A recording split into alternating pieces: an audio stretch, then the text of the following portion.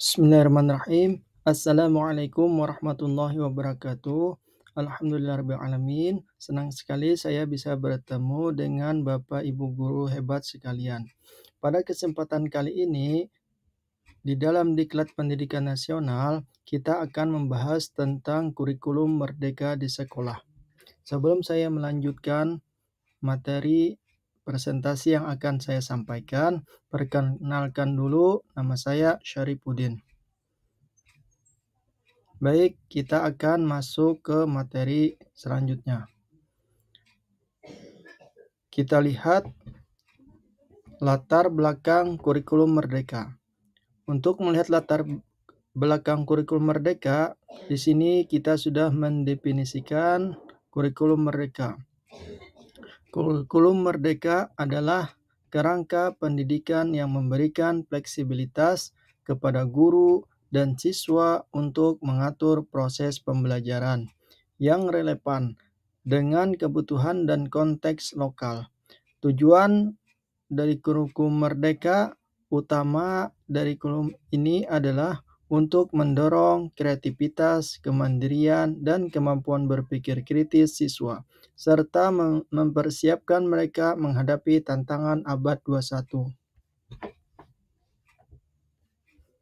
Yang berikutnya menjadi alasan diperlukannya kurikulum baru adalah adanya tantangan pendidikan abad ke-21.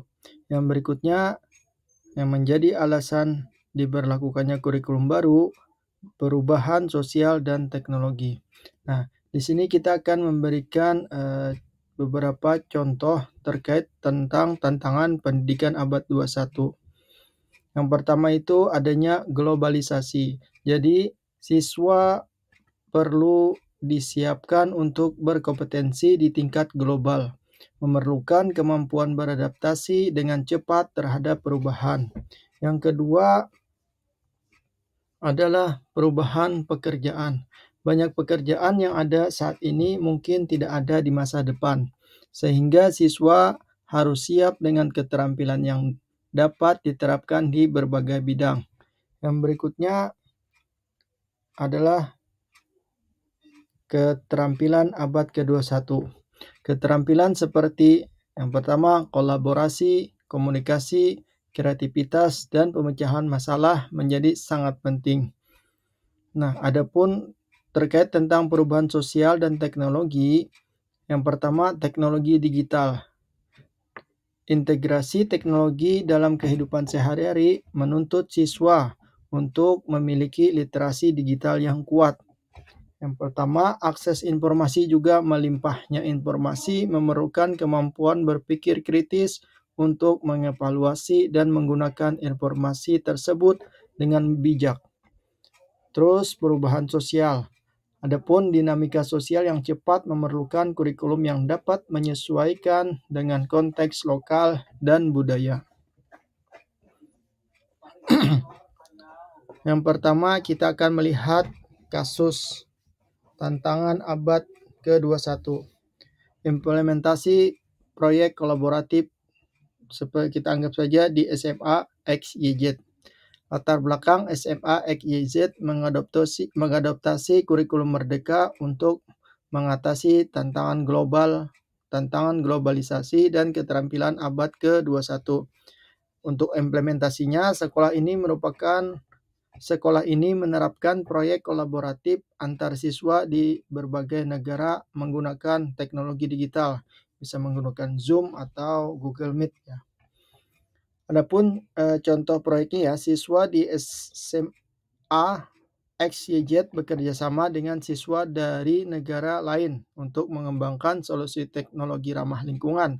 Hasilnya nanti siswa meningkatkan kemampuan bahasa Inggris, kolaborasi internasional, dan literasi digital. Inilah contoh kasus yang pertama ya yang bisa kurikulum merdeka diterapkan di sekolah. Yang berikutnya kita lihat lagi. Ini kasus pembelajaran kontekstual di SD. Contohnya aja latar belakang. SD-nya berada di daerah pedesaan dengan budaya lokal yang kuat.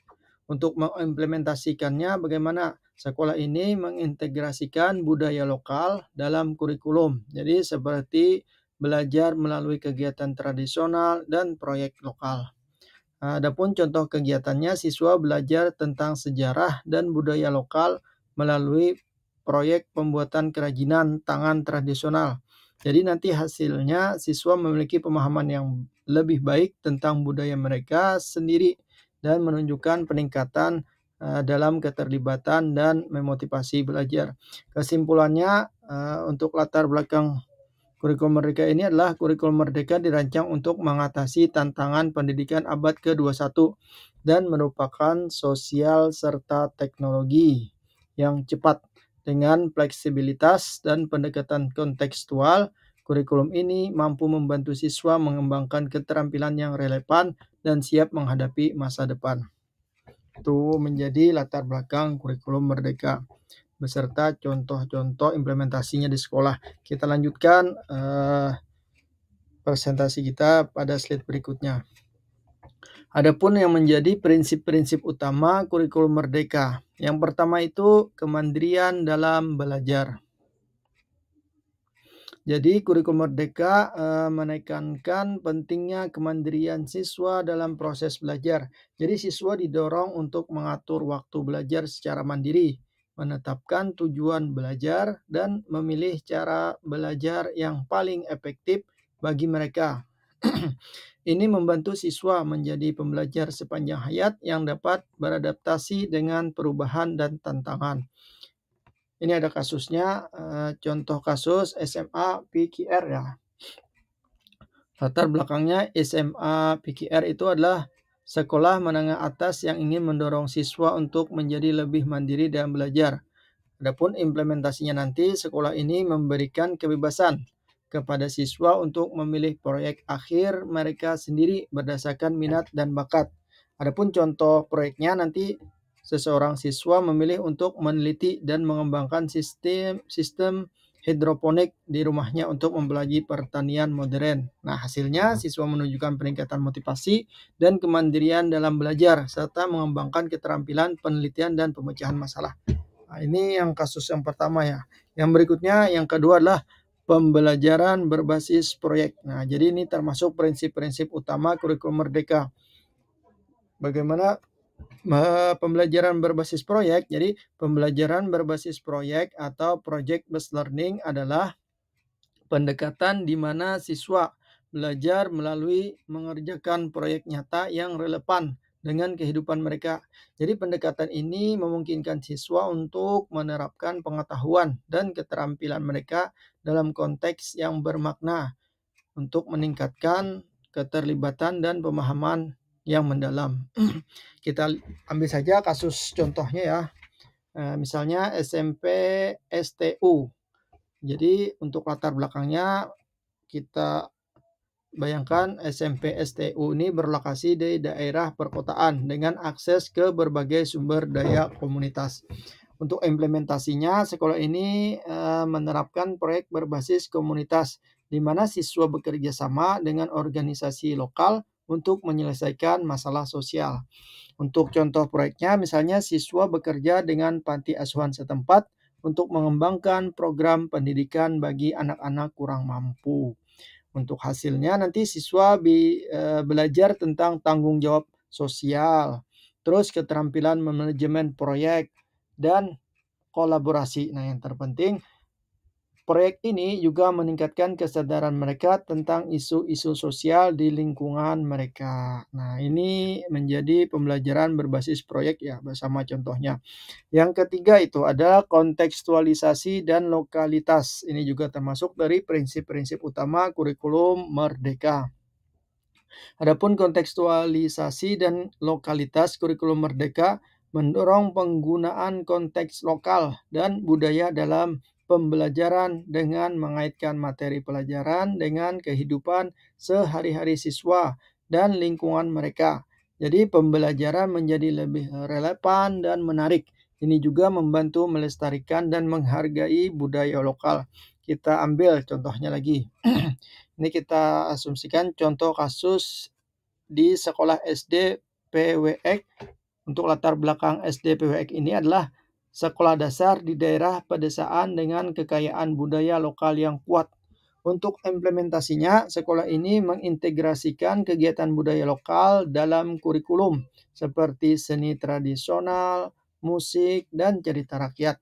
Adapun contoh kegiatannya, jadi siswa belajar tentang sejarah lokal melalui kunjungan ke situs bersejarah setempat dan mewawancarai dengan tokoh masyarakat.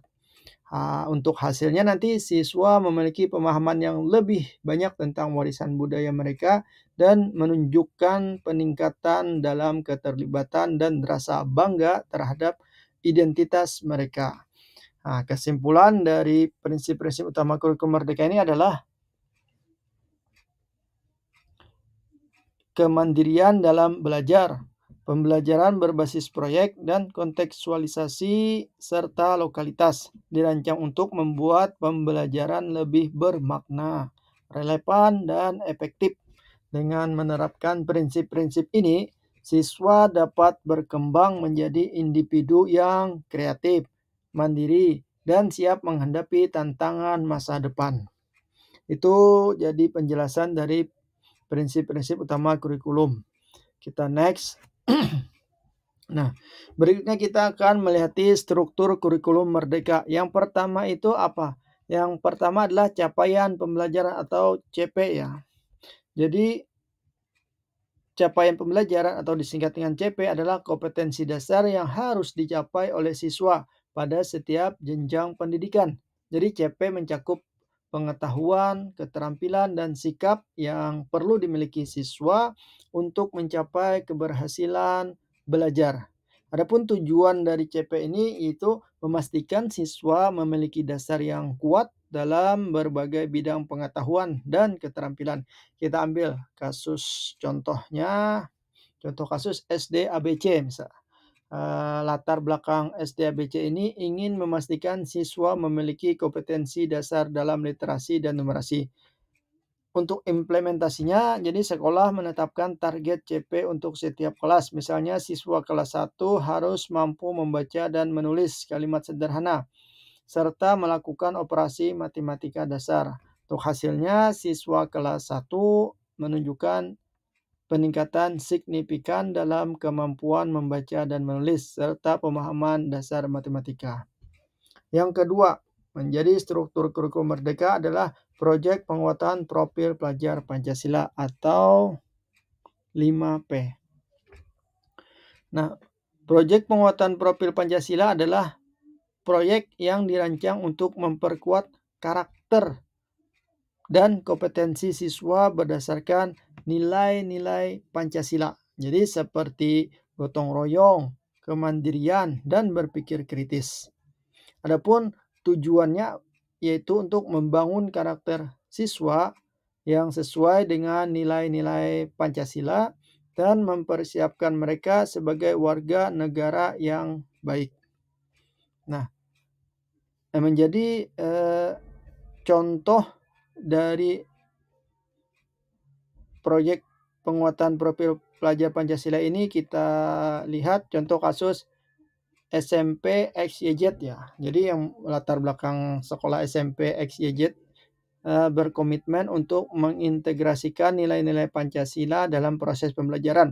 Untuk implementasinya, sekolah melaksanakan proyek sosial di mana siswa bekerja sama dengan masyarakat untuk membersihkan lingkungan dan mendaur ulang sampah. Jadi contoh proyeknya siswa kelas 8 mengembangkan program daur ulang di sekolah dan mengadakan kampanye lingkungan hidup di komunitas setempat. Untuk hasilnya nanti siswa menunjukkan peningkatan dan rasa tanggung jawab sosial dan kerjasama serta kesadaran akan pentingnya menjaga lingkungan. Nah, itu menjadi proyek sebagian kecil dari proyek penguatan profil pelajar Pancasila. Masih banyak sebenarnya untuk proyek-proyek yang lain. Yang berikutnya yang nomor 3 ya, kegiatan belajar mengajar. Adapun kegiatan belajar mengajar atau disingkat KBM adalah pendekatan pembelajaran yang fleksibel dan dapat disesuaikan dengan kebutuhan dan konteks siswa. KBM mencakup berbagai metode pembelajaran, termasuk pembelajaran berbasis proyek, diskusi kelompok, dan pembelajaran mandiri. Untuk tujuan dari KBM ini adalah menyediakan pengalaman belajar yang lebih kaya dan bervariasi, sehingga nantinya dapat memenuhi kebutuhan dan minat siswa yang beragam. Kita beri contohnya seperti contoh SMA DEF. Untuk latar belakang sekolah SMA DEF ini ingin menerapkan pendekatan pembelajaran yang lebih fleksibel untuk meningkatkan keterlibatan siswa. Untuk implementasinya, sekolah ini menggunakan model pembelajaran campuran atau blended learning yang menggabungkan pembelajaran tatap muka dan pembelajaran online. Nah, contoh kegiatan, misalnya siswa dapat memilih untuk belajar melalui modul online yang disediakan oleh guru, kemudian berdiskusi dan mengerjakan proyek kelompok di kelas. Untuk hasilnya nanti siswa menunjukkan peningkatan dalam keterlibatan dan kemandirian belajar, serta kemampuan untuk bekerja dalam tim. Nah, ini menjadi bagian dari struktur kurikulum Merdeka. Oke, kita lanjutkan lagi ke slide berikutnya. Nah, implementasi di sekolah. Di sini ada 3 saya kumpulkan. Yang pertama itu untuk menerapkan kurikulum Merdeka, pertama pelatihan guru. Nah, pelatihan yang dirancang untuk membekali guru dengan pengetahuan dan keterampilan yang diperlukan untuk menerapkan kurikulum Merdeka secara efektif. Tujuannya meningkatkan kompetensi guru dalam mengembangkan dan melaksanakan pembelajaran yang sesuai dengan prinsip-prinsip kurikulum Merdeka. Kita ambil contoh kasus sekolah SD XYZ. Jadi latar belakangnya SD XYZ ini memastikan guru-guru mereka siap mengimplementasikan kurikulum Merdeka. Untuk implementasinya, sekolah ini mengadakan serangkaian pelatihan intensif selama 1 minggu yang difokuskan pada pembelajaran berbasis proyek dan penggunaan teknologi dalam kelas. Kegiatan pelatihan, guru-guru mengikuti workshop tentang pembuatan modul proyek, teknik mengajar yang interaktif, dan penggunaan alat digital. Jadi nanti hasilnya guru-guru di SD XYZ merasa lebih percaya diri dan terampil dalam merancang dan melaksanakan pembelajaran berbasis proyek. Jadi serta lebih siap untuk memanfaatkan teknologi dalam pengajaran. Itu yang pertama. Untuk implementasi di sekolah harus diadakan pelatihan guru. Yang kedua, penyusunan modul pembelajaran. Jadi penyusunan modul pembelajaran mengembangkan modul pembelajaran yang sesuai dengan prinsip-prinsip kurikulum Merdeka, mencakup bahan ajar, metode, dan penilaian. Tujuannya untuk memberikan panduan yang jelas dan terstruktur bagi guru dalam mengajar sesuai dengan kurikulum Merdeka. Kita ambil satu contoh kasus SMP ABC. Jadi latar belakang SMP ABC berupaya mengembangkan modul pembelajaran yang sesuai dengan konteks lokal dan kebutuhan siswa. Untuk implementasinya, sekolah membentuk tim pengembang kurikulum yang terdiri dari guru-guru berpengalaman untuk menyusun modul pembelajaran. Contoh modul misalnya modul pembelajaran sains yang mengintegrasikan proyek berbasis lingkungan seperti penelitian kualitas air di sungai setempat. Nah, itu bisa jadi contoh modulnya. Untuk hasilnya, modul pembelajaran ini membantu guru dalam mengimplementasikan pembelajaran yang kontekstual dan relevan, serta meningkatkan minat dan keterlibatan siswa dalam pelajaran sains. Yang berikutnya, yang ketiga, evaluasi dan umpan balik. Nah, untuk evaluasi dan umpan balik, jadi proses penilaian berkelanjutan terhadap implementasi kurikulum Merdeka dan pemberian umpan balik untuk perbaikan. Tujuannya memastikan bahwa implementasi kurikulum Merdeka berjalan sesuai dengan tujuan. Nah, jadi memberikan hasil yang diharapkan. Kita ambil satu contoh kasus SMA DEF. Untuk latar belakang SMA DEF, ini mengevaluasi efektivitas implementasi kurikulum merdeka di sekolah mereka. Untuk implementasinya, sekolah melakukan evaluasi rutin melalui observasi kelas, survei siswa dan guru, serta analisis hasil belajar siswa.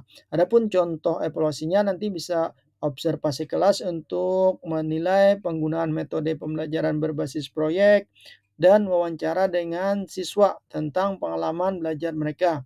Hasilnya nanti berdasarkan hasil evaluasi, sekolah menemukan bahwa siswa lebih terlibat dan menunjukkan peningkatan dalam keterampilan berpikir kritis.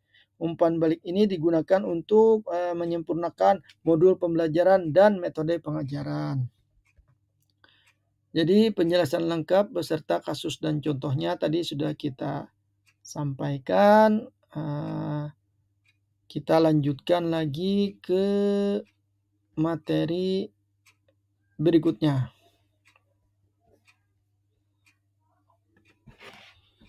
Nah, ini kita lihat contoh kegiatan dan proyek ya. Yang pertama, proyek lingkungan hidup. Jadi siswa bekerja sama untuk membuat program penghijauan di sekolah mereka. Proyek ini melibatkan penanaman pohon, pembuatan taman sekolah, dan kegiatan konservasi lingkungan lainnya. Tujuannya meningkatkan kesadaran siswa tentang pentingnya lingkungan hijau, mengembangkan keterampilan kerjasama, dan memperkuat nilai-nilai Pancasila seperti gotong royong dan cinta lingkungan. Kita ambil satu contoh kasus SD Hijau Lestari. Jadi untuk latar belakang SD Hijau Lestari ingin meningkatkan kesadaran lingkungan di kalangan siswa. Untuk implementasinya, sekolah melaksanakan program penghijauan di mana siswa diajak untuk menanam pohon dan merawat taman sekolah. Untuk kegiatannya bisa diambil dari siswa kelas 4 sampai 6. Menanam berbagai jenis pohon di halaman sekolah. Membuat tim siswa yang bertanggung jawab untuk merawat tanaman dan taman sekolah. Berikutnya, mengadakan lomba kebersihan antar kelas yang melibatkan penghijauan. Nah, jadi bisa untuk lomba antar kelas juga. Hasilnya nanti siswa belajar tentang pentingnya pohon bagi lingkungan. Terus terjadi peningkatan kesadaran lingkungan di kalangan siswa. Yang terakhir, sekolah menjadi lebih hijau dan nyaman untuk belajar. Itu bagian pertama, beberapa contoh kegiatan proyek ya. Yang kedua, proyek teknologi. Nah, adapun proyek teknologi itu bisa mengembangkan aplikasi sederhana. Jadi siswa mengembangkan aplikasi sederhana menggunakan alat pengembangan yang mudah diakses seperti Scratch atau aplikasi Inventor untuk menyelesaikan masalah lokal yang mereka identifikasi.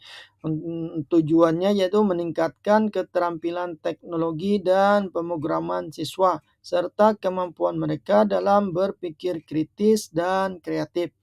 Kita ambil contoh kasus SMP Teknologi Maju. Misalnya latar belakang dari SMP Teknologi Maju ini, dia ingin meningkatkan literasi teknologi di kalangan siswa.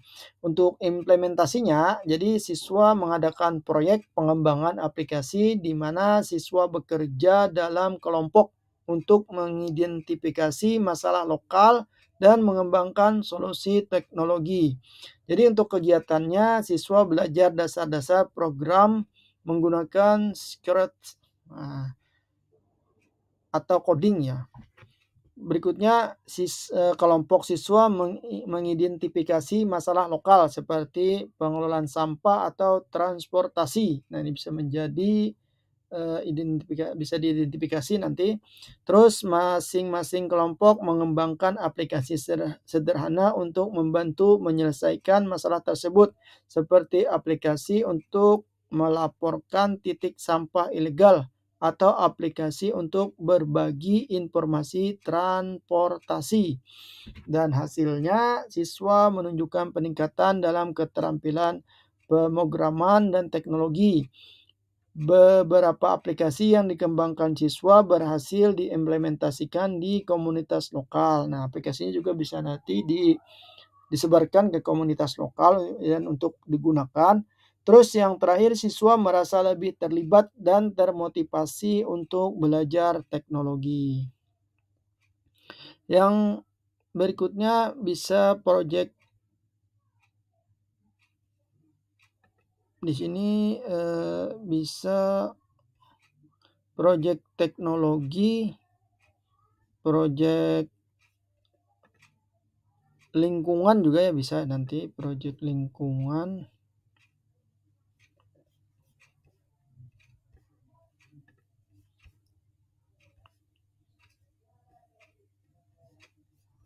Kita masih melanjutkan yang tadi ya.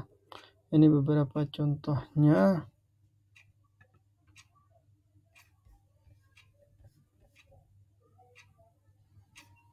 Proyek lingkungan.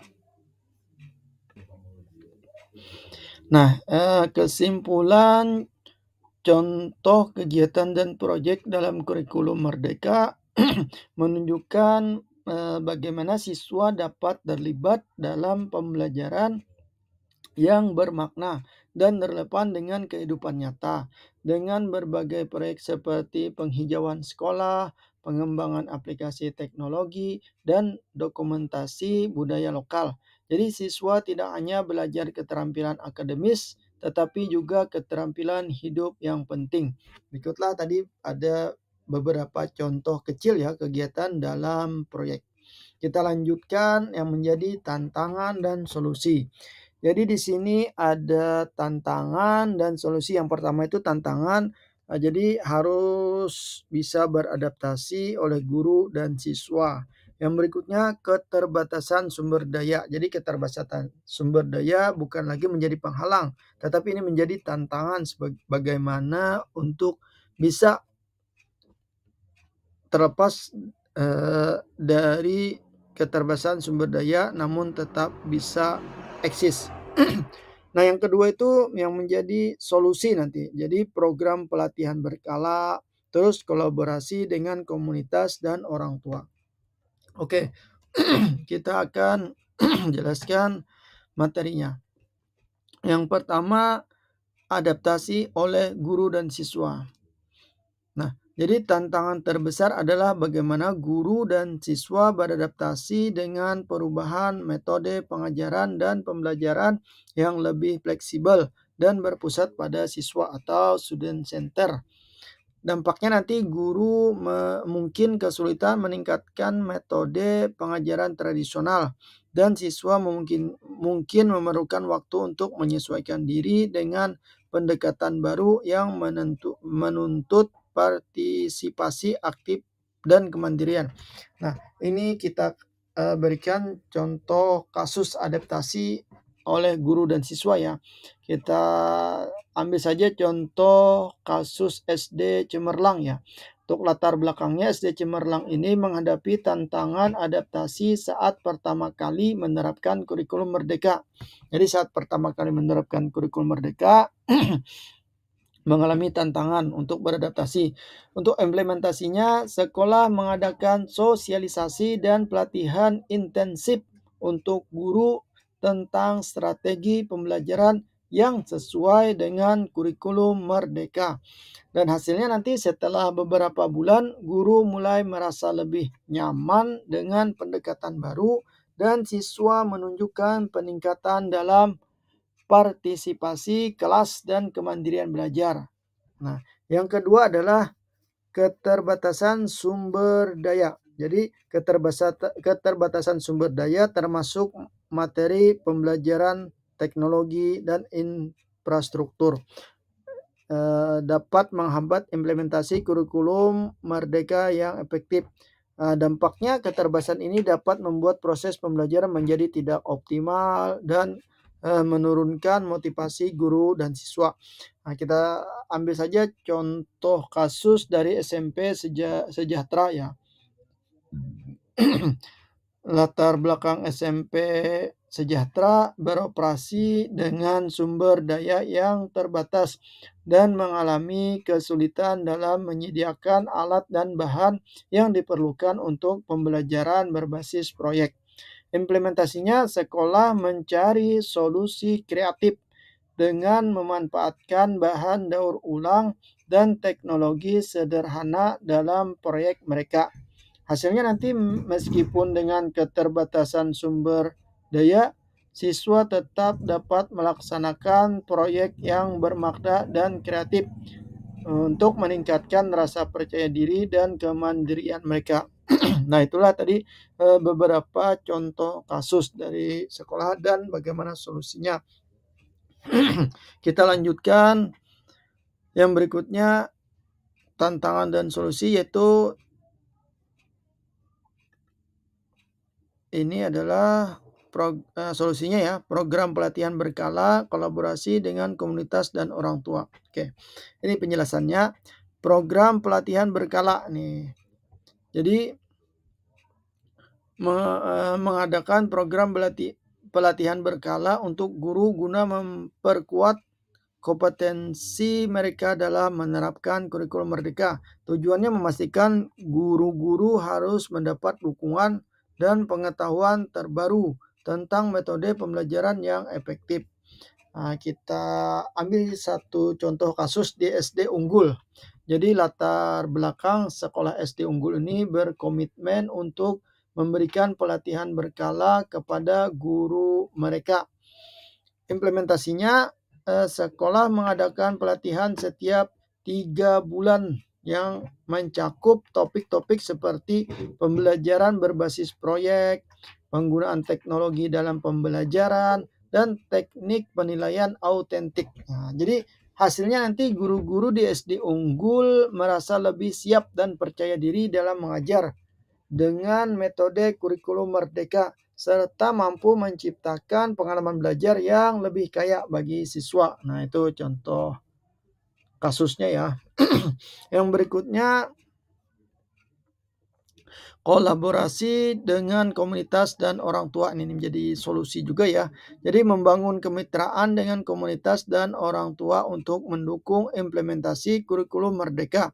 Tujuannya menggunakan sumber daya dan keahlian dari komunitas untuk mendukung kegiatan pembelajaran dan proyek siswa. Kita lihat kasus SMA Kreatif ya. Jadi latar belakang SMA Kreatif ini ingin melibatkan komunitas dan orang tua dalam proses pendidikan. Untuk implementasinya, jadi sekolah mengadakan pertemuan rutin dengan orang tua dan komunitas untuk berdiskusi tentang proyek sekolah dan mencari dukungan. Misalnya, orang tua yang memiliki keahlian tertentu diundang untuk berbagi pengalaman dan membantu dalam proyek-proyek sekolah. Hasilnya nanti dengan dukungan dari komunitas dan orang tua, SMA Kreatif mampu mengadakan lebih banyak proyek yang bervariasi dan bermakna, serta meningkatkan keterlibatan dan kepuasan siswa. Jadi kesimpulannya, untuk tantangan dan solusi ini, jadi mengatasi tantangan dalam implementasi kurikulum merdeka memerlukan pendekatan yang komprehensif dan kolaboratif ya, dengan program pelatihan berkala untuk guru dan kolaborasi dengan komunitas serta orang tua, sekolah dapat mengatasi hambatan dan memastikan implementasi kurikulum merdeka berjalan dengan baik. Itu dari penjelasan dan contoh-contoh kasus sekolah. Kita next ke berikutnya. Nah, di sini peran guru dalam kurikulum merdeka. Itu saya rangkum ada 3 ya. Yang pertama, peran guru dalam kurikulum merdeka menjadi fasilitator dan motivator. Jadi guru berperan sebagai pemandu yang membantu siswa dalam proses belajar, memberikan arahan, dan mendukung eksplorasi siswa dalam menemukan pengetahuan baru. Jadi guru berfungsi untuk memberikan dorongan dan motivasi kepada siswa agar tetap semangat dalam belajar, menemukan minat mereka, dan terus mengembangkan potensi diri. Contoh kasusnya kita lihat sekolah dasar Cahaya Bangsa. Yang menjadi latar belakang SD Cahaya Bangsa itu mengimplementasikan pendekatan pembelajaran aktif di mana guru berperan sebagai fasilitator. Untuk implementasinya, guru tidak hanya memberikan materi, tetapi juga membimbing siswa melalui diskusi kelompok, proyek kolaboratif, dan pembelajaran berbasis masalah. Jadi hasilnya siswa menjadi lebih aktif dalam belajar dan lebih bertanggung jawab terhadap pembelajaran mereka sendiri. Jadi terjadi peningkatan minat dan motivasi belajar di kalangan siswa, terutama dalam kegiatan yang melibatkan eksplorasi dan kreativitas. Yang berikutnya, yang kedua, mengembangkan materi yang kontekstual dan relevan. Adapun untuk mengembangkan materi yang kontekstual dan relevan, guru harus mengembangkan materi pembelajaran yang sesuai dengan konteks lokal dan relevan dengan kehidupan sehari-hari siswa, sehingga pembelajaran menjadi lebih bermakna. Nah, untuk materi yang relevan, membantu siswa mengaitkan apa yang mereka pelajari dengan pengalaman dan kebutuhan mereka sendiri, serta tantangan nyata di lingkungan sekitar. Contoh kasusnya kita lihat sekolah menengah pertama Pelita Harapan. Latar belakangnya SMP Pelita Harapan ingin meningkatkan relevansi pembelajaran dengan kehidupan siswa. Untuk implementasinya, guru-guru di sekolah ini mengembangkan modul pembelajaran yang mengintegrasikan isu-isu lokal seperti pengelolaan sampah, kebersihan lingkungan, dan budaya setempat. Dan hasilnya, siswa lebih memahami pentingnya materi yang dipelajari karena mereka dapat melihat aplikasinya dalam kehidupan sehari-hari. Nah, jadi terjadi peningkatan partisipasi siswa dalam proyek-proyek yang berfokus pada isu-isu lokal. Nah, ini yang diharapkan ya.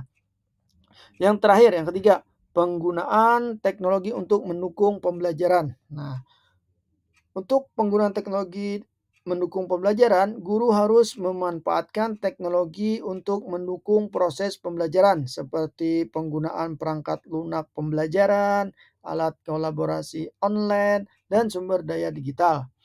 Penggunaan teknologi dapat menciptakan pengalaman belajar yang lebih interaktif, menarik, dan efisien. Kita ambil contoh kasusnya untuk penggunaan teknologi untuk mendukung pembelajaran. Sekolah Menengah Atas Teknologi Modern atau latar belakangnya SMA Teknologi Modern fokus pada pemanfaatan teknologi dalam proses belajar mengajar. Untuk implementasinya, guru di sekolah ini menggunakan berbagai platform pembelajaran digital seperti Google Classroom, aplikasi pembelajaran berbasis game, evaluasi berbasis game, dan alat kolaborasi online untuk mengajar. Dan hasilnya, siswa lebih terlibat dan termotivasi dalam adanya variasi dalam metode pembelajaran. Terus peningkatan keterampilan teknologi di kalangan siswa mempersiapkan mereka untuk menghadapi tantangan era digital. Jadi kesimpulannya, peran guru dalam kurikulum Merdeka adalah sangat penting dan multifaset. Sebagai fasilitator dan motivator, guru membantu siswa menjadi pembelajar yang aktif dan mandiri, mengembangkan materi yang kontekstual dan relevan, membuat pembelajaran lebih bermakna. Selain itu, penggunaan teknologi dalam pembelajaran memperkaya pengalaman belajar siswa dan mempersiapkan mereka untuk masa depan. Itu penjelasan dari peran guru dalam kurikulum Merdeka. Kita lanjutkan ke slide berikutnya. Nah, di sini ada dampak kurikulum Merdeka. Jadi ada dua yang saya simpulkan ya. Pertama, dampaknya pada siswa dan pada sekolah. Adapun dampak pada siswa, peningkatan kreativitas dan kemandirian.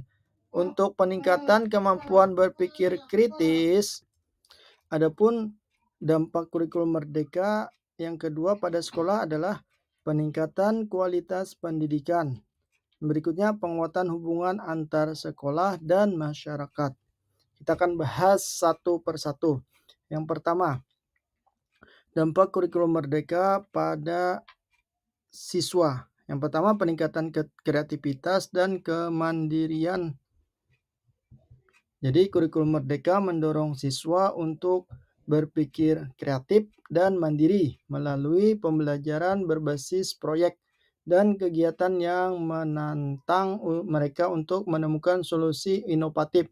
Kita ambil contoh kasus SD kreatif.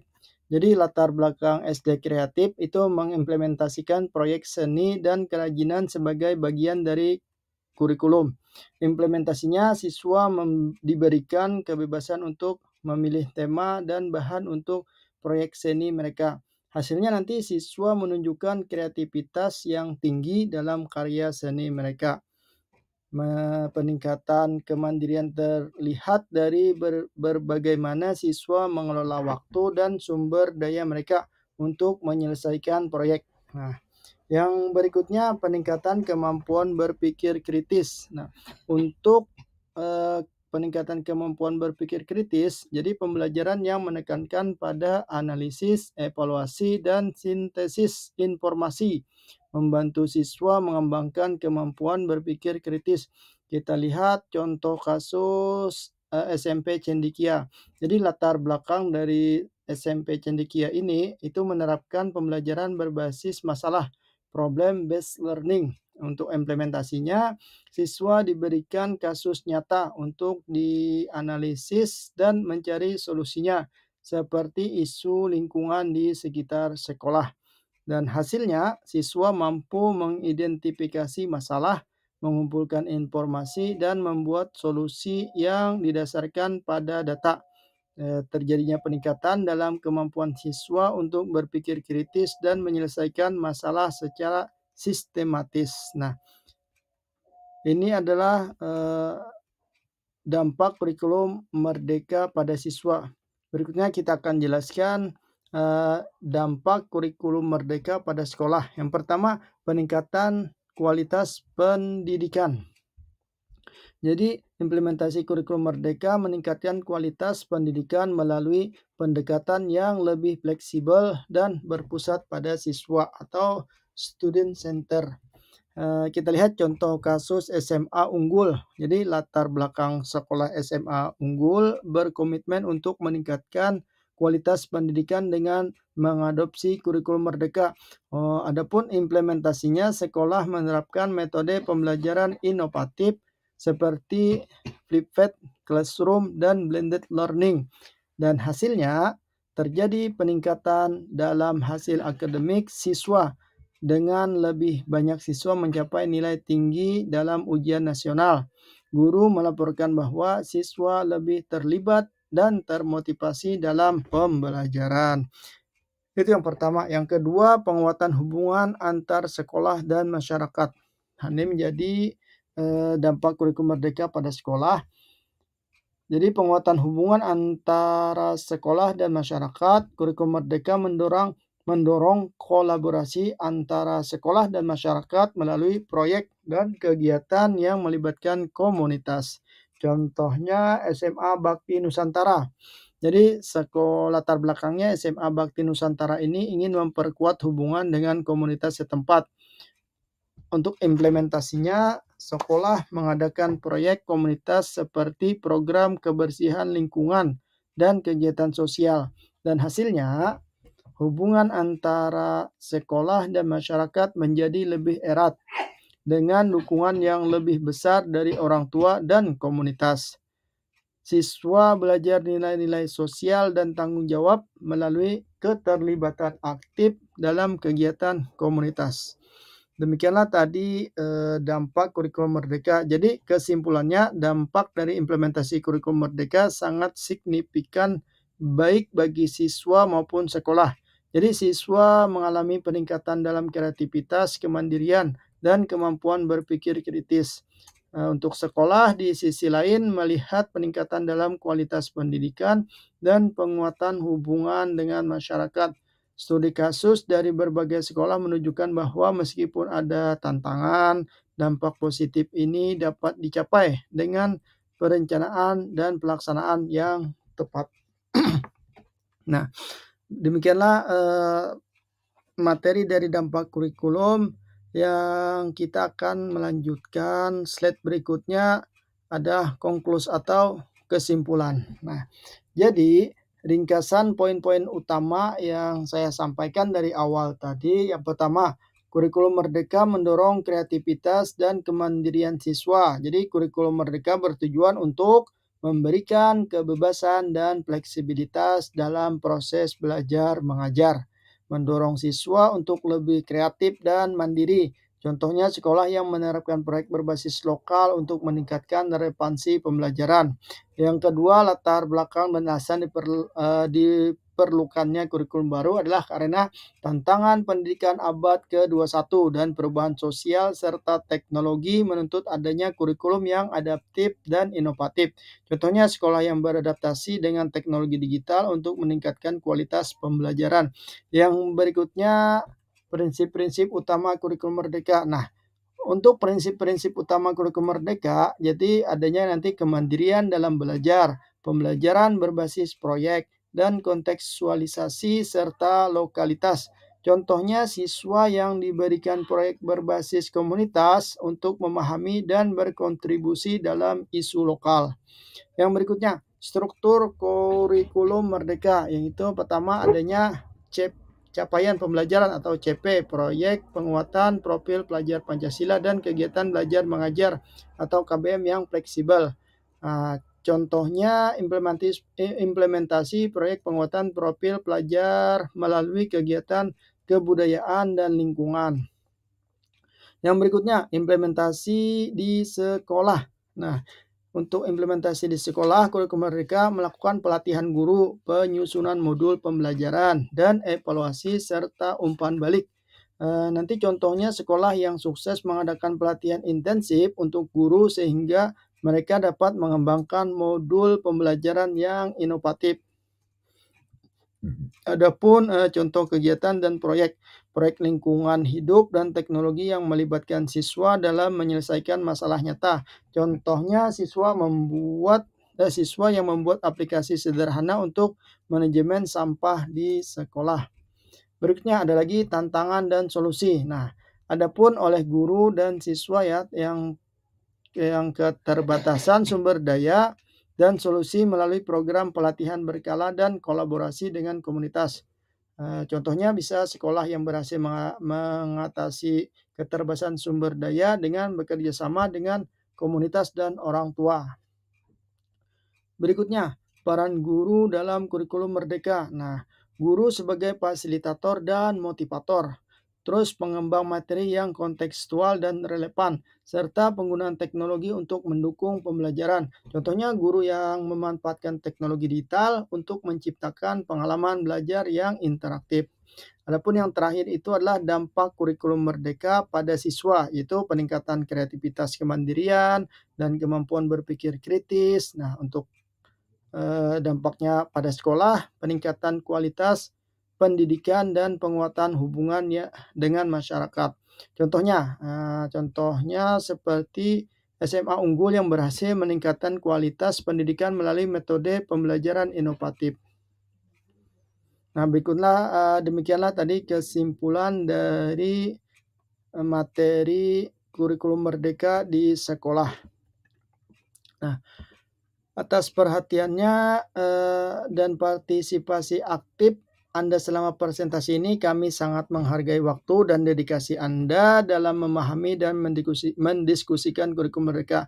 Seandainya jika Anda memiliki pertanyaan lebih lanjut atau ingin berdiskusi lebih mendalam mengenai kurikulum merdeka, jangan ragu untuk berkomentar atau menghubungi saya melalui telepon 0852 494 61 066. Demikianlah yang bisa saya sampaikan, salah hilap mohon maaf. Akhirul kalam, billahi taufik wal hidayah. Assalamualaikum warahmatullahi wabarakatuh.